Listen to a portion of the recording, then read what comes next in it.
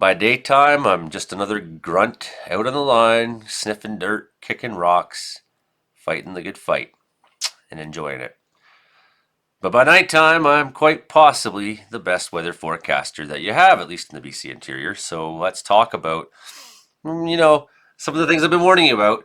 That fire season wasn't over just because we had some down weather for a little while and things calmed down. There wasn't much for lightning, wasn't much for new starts, and still we're not. We got lucky Friday with only I think 40 odd lightning strikes in the Revelstoke area kind of lit up 4 fires at least there. And, we got kind of lucky. There was a lot of potential for there to be more. And you keep seeing that potential in the sky. And it hasn't really boiled over yet. Well, I think Sunday and Monday it's gonna. It's dry, it's hot, there's gonna be lightning. This is bad news. There it is. This is bad news. My God. Falling out right now. Anything could happen. Get on! Wow. I'll watch the video later. They dry mopping this. Here's my concern. I mean, obviously, we got moderate risk. And when we say moderate risk, in most of your minds, that would be really high chance. In the weather world, when we say moderate risk, most average people, if they understood what we're looking at and what we think, they would think, whoa, great risk. And there is a great risk. So what does moderate risk mean? It means that most places in this region have a good chance of seeing a severe thunderstorm event, right? And if it was to say high, that would probably mean that we're looking at, tornadoes and damaging wind events, things like that, which could happen, damaging wind events. I'm not saying tornadoes will happen, but, strong outflows knocking things over. And we had some supercell thunderstorm over in Milo, Alberta. I saw Brandon Hauk post tonight where the grain bins got absolutely fucking thrown away. So Cranbrook, C, very concerning because I know there's fire activity down there. We're going to look at this fire activity in a minute. 80-kilometer-an-hour gusts of wind in these storms. Hail, 10 to 20 mils.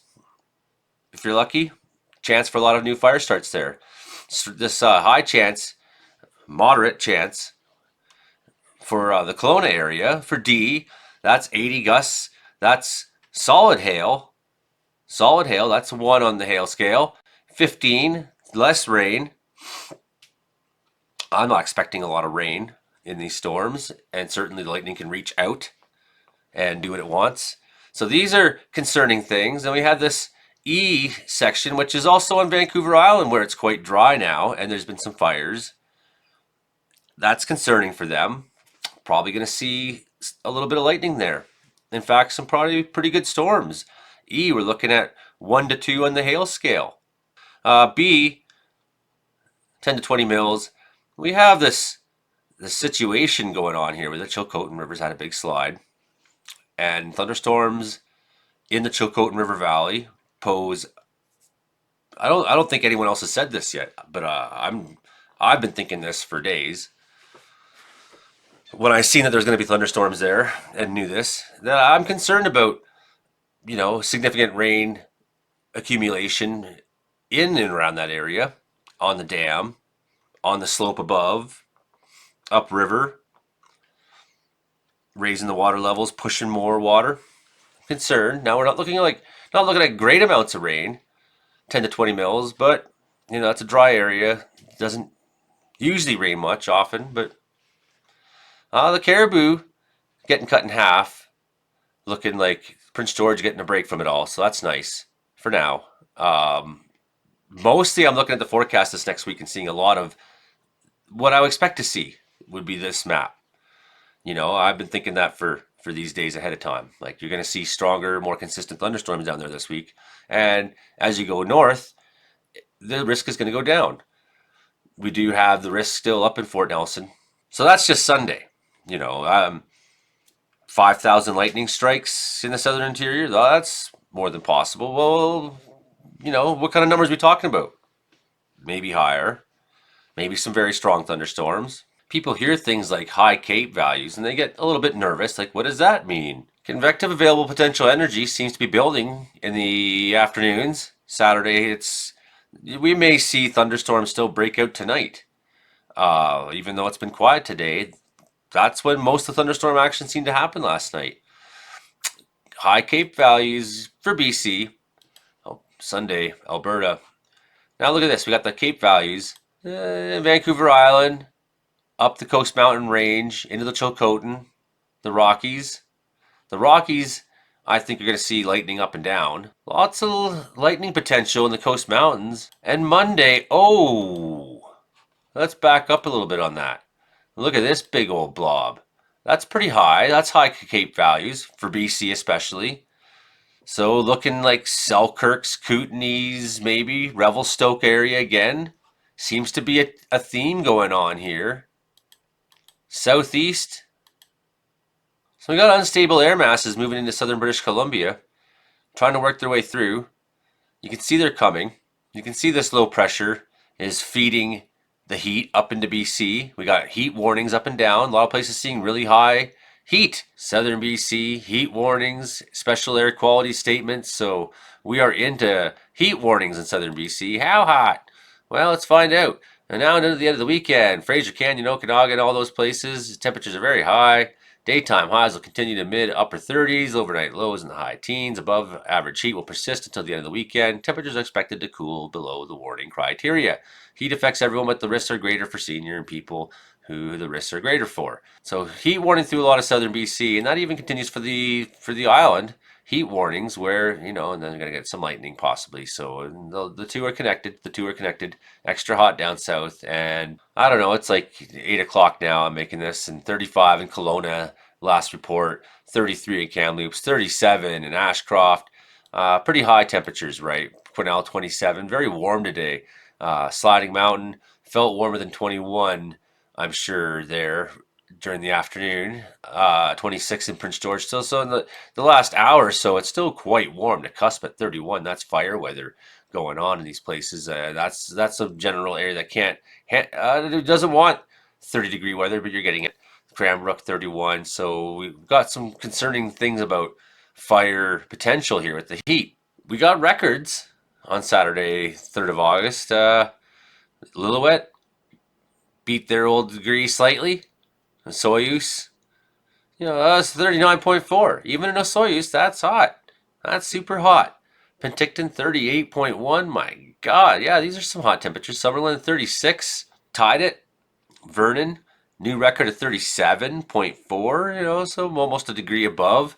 They've been keeping records there for a long time. So not many places broke their records, but some places did, and places that are generally pretty hot seem to have been just a little bit hotter than they generally get for this time of year. And the general flow of motion trending that we've more or less had a lot of that storm potential that fired up kind of in the Rockies more or less pass into Alberta and become storms there. So some lucky hits there maybe for BC. Could have taken more. So Sunday's going to be pretty hot. And it looks like the risk of thunderstorms is going to pop up pretty early by 2, 3 in the afternoon. Widespread. What if all these thunderstorms here happen through the Chilcotin? I'm concerned about the rain, the impact, fire, adding more chaos to the region, thunderstorms through the night into the Rockies. That lightning potential there. And then up even into the early in the morning in the Coast Mountains. Monday looks like it's going to be a big time thunderstorm day. Revelstoke again going to see it. Wow. These are some dark colors in here. Bam. Some dark colors. And when we see those dark colors, we know it always means the action's going to be hot, and the action's going to get hot for Alberta on Monday, big time. So when this mother rolls through, and who knows where exactly it's going to be, but this is just a simulation. Again, Tuesday, southern BC, up in the Rockies, Cranbrook, Kootenays maybe, Coast Mountains again possibly, maybe a little bit in the island, just a few flashes here or there, I don't know. Coast Mountains looking like they're going to take some hits. The fire potential is there. The heat is there. Things are drying out fast. And we're in for an August. That's a good old time BC fiery summertime story. We've been kind of lucky this year in a lot of ways. So the heat continues, and it continues to drive the fire down south of Ashcroft. Very visible when it's been. Continues to drive it further into the hills, and it's hot out there. Look at that. That's a lot of fire activity today. That thing looks like it blew up, I would have to say. One up in the mountains just near Eastgate, looking very active today. Yeah, it looks like a lot of activity still south of Silverton. Looks like a lot of activity burning up in the hills, right along the highway, possibly. I don't know. Up the other side of the lake, fire burning there. Down at the end of Slocan Lake, looks like a fair bit of fire activity going on there. So Southeast has already been in trouble for a while. Here we are down by Duncan Lake. Fair bit of fire activity, it seems, there near Hauser, Meadow Creek today. Yeah, up by top of the World Park. Looks like a fair bit of fire activity today. These fires aren't done. Seems like they've been enjoying the sunshine and enjoying the dry, the humid, not the lack of humidity in the air. Wowzers, this guy was pretty happy. He got hot. He got hot there just east of Invermere. Our friends south of Golden, our problem children here. Less activity than the other ones, maybe. And here's the fires that Hilding was talking about last night in our show, the meteorological report, just across from Medusa Lake. And it looks like we got a pretty active day up in the north. Not as active as we've seen in the past, but a lot of those fires have looked pretty quiet for a while. Some of them seem to show a fair bit of activity all along the edges and whatnot. So some activity being seen in Saskatchewan. Smoke there kicking off, I'm sure, close to the Manitoba border. Some fires in Manitoba. That's how it works. The heat, the low humidity, maybe a little bit of wind sometimes. Those fires get up and they do things. They run. And expect a little bit more of that this week. We've seen the temperatures are going to be pretty hot until we come into midweek, and then they'll just be summertime hot, but still active fire weather. And we continue to be, pretty lucky considering we could have had many more starts. We could have had much less rain than we did at times. Um, we got that 10 days of cool down or whatever it was. It was a good time, man. It was a good time. But this pattern's going to stay warm quite likely for a long time. It's set in. It's going to be here for a long time. We're looking next week, a week from now, we're probably going to see still temperatures in the 30. We don't see anything really coming that will change this. We got a thunderstorm pattern that maybe moves through and cools things for a few days down, but we're not talking like cools them down significantly. We're still talking 27s and 23s up in the north, and even up to 26 in Fort Nelson. So warm temperatures, man. And be ready. Fire activity is going to be very high. It's going to be pretty aggressive. If it gets windy, it's going to be pretty aggressive. All a perfect concoction for an August of smoky skies and nervous nights. Okay, my friends, hit like, share, subscribe. I hope I haven't rambled too long. Hope I've been helpful.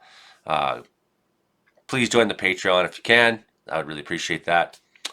Always helps getting help. And see you out there. Be safe, be smart.